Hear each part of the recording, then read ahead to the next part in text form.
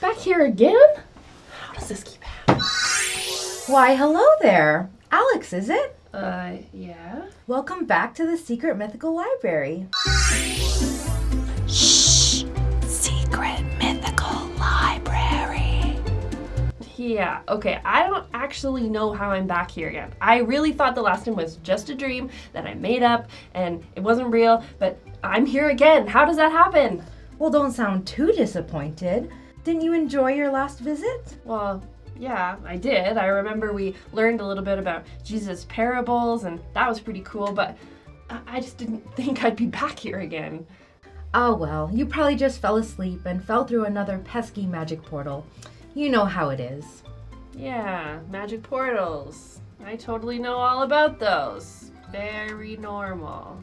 Lovely. Well, since you're here, how would you like to check out another one of the stories in our vast collection? That is my specialty, after all. Oh, well, I guess since I'm here, I think I'd like to hear another one of those parables. I really like that last one you told, and I learned a lot, too. Absolutely. Jesus' stories are quite fascinating indeed, and we always learn something from them. Let's see here.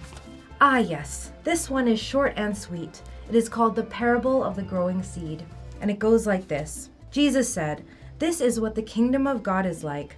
A man scatters his seed on the ground. Night and day, whether he sleeps or gets up, the seed sprouts and grows, though he does not know how. All by itself the soil produces grain, first the stalk, then the head, then the full kernel in the head. As soon as the grain is ripe, he puts the sickle to it, because the harvest has come." Huh. Well, that's interesting. So, is Jesus saying that the kingdom of God is like farming and growing seeds into plants? That's right. Jesus used the image of farming because that was probably something that his listeners were very familiar with. It was their way of life after all, and so it would have been a story that they could relate to. I see. Okay, but what does it even mean that the kingdom of God is like planting and growing seeds? Well, I'm glad that you asked. I think that it is a very beautiful image of how the kingdom of God grows and spreads. It's like a living thing, like a plant that starts off as a seed and then takes root in the ground and grows into something much bigger. Let me ask you something, Alex. Have you ever watched a plant grow?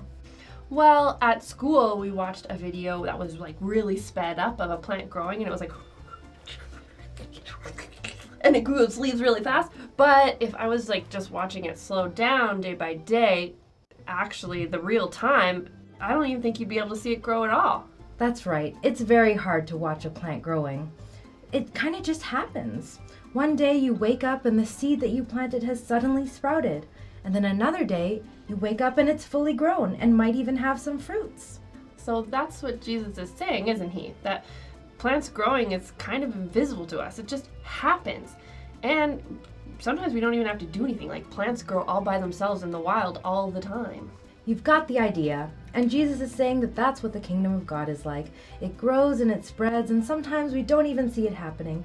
It just happens right under our noses. Huh, that's pretty cool actually. You know, I always thought that we had to do so much to make the kingdom of God happen.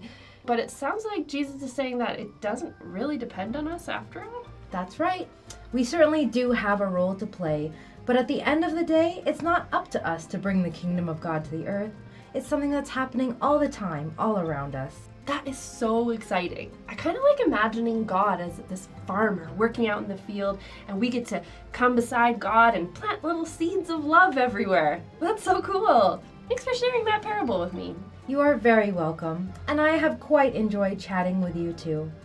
Well, thank you for visiting the Secret Mythical Library.